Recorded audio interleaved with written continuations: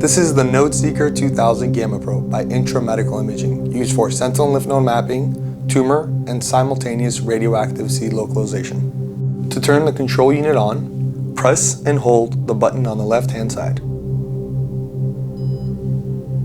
To turn the Gamma Probe on, press the button at the bottom just once, and you'll see an LED blinking. To synchronize the probe with the control unit, tap the icon with the corresponding serial number.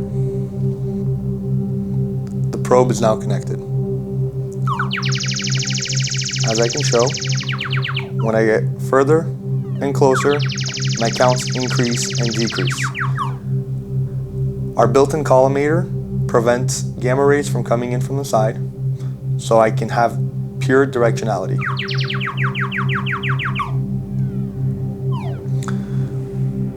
Our volume control can increase and decrease the volume. With accumulate 10 seconds, I can tap. A timer will count down from 10 to 0.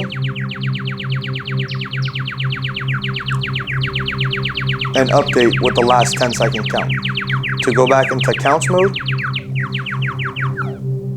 I tap counts.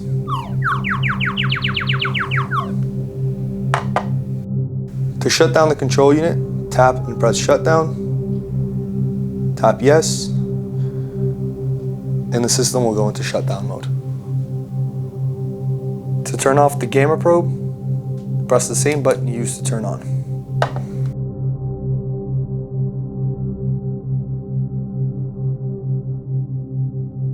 This video shows the comparison between our NodeSeeker 2000 and the NeoProbe. Notice how every step, every inch we bring the probe closer to the source, our counts show double the sensitivity compared to the NeoProbe.